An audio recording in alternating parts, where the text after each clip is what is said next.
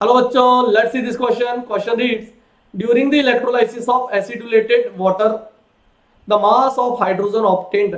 अच्छा देखना, जब भी हम वाटर का हाइड्रोलाइसिस करेंगे, सॉरी इलेक्ट्रोलाइसिस करेंगे हम लोग एसिडुलेटेड वाटर का, तो हमको पता है बेटा एनोड पर और कैथोड पर क्या मिलेगा. देखते हैं. कैथोड पर तो मेरे को मिलती है H2 और एनोड पर मिलेगी O2. ठीक है, अब आगे पढ़ो. The mass of hydrogen obtained, जो हाइड्रोजन का जो मास है ना वो x टाइम्स है ऑक्सीजन के. तो ऑक्सीजन का मास मैंने मान लिया O2, तो हाइड्रोजन का मास कितना आ जाएगा WH2 x टाइम आ जाएगा WO2 के. बात समझ में आई? बहुत बढ़िया.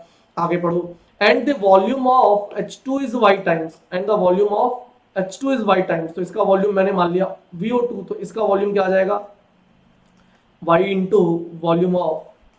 बस ये इक्वेशन से सॉल्व होंगे. बोलता है calculate the ratio of y:x. पूछा जल्दी जल्दी में बच्चा x:y कर देता है. वही किया होगा बहुत लोगों ने, आंसर तो आ गया होगा लेकिन गलती की होगी. तो देखना ध्यान से बेटा. सबसे पहले मैं क्या करूंगा, gram equivalent of H2 equals to gram equivalent of O2. या एक काम करो, O2 इधर लिख दो, H2 इधर लिख दो, एक ही बात. ग्राम इक्विवेलेंट क्या होते हैं? Weight upon equivalent weight equals to इसका वेट अपॉन इसका इक्विवेलेंट वेट.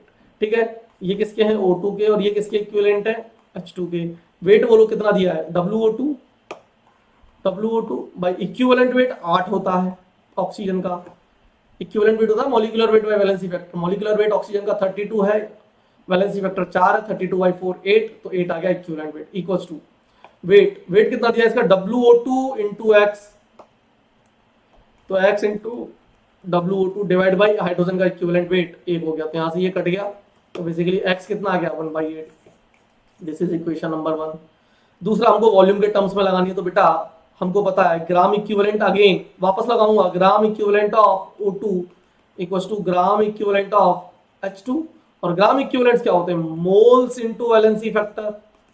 इसके मोल्स इनटू इसका वैलेंसी फैक्टर. ऑक्सीजन का वैलेंसी फैक्टर 4 है, इसका वैलेंसी फैक्टर 2 है.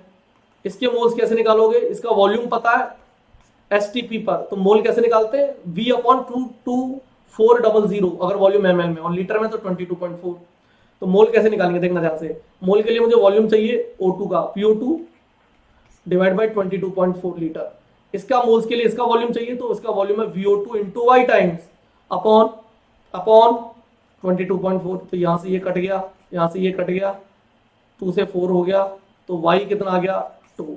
तो मेरे से सिंपली उसने पूछा क्या है? y:2x. तो y:2x मतलब y अपॉन x.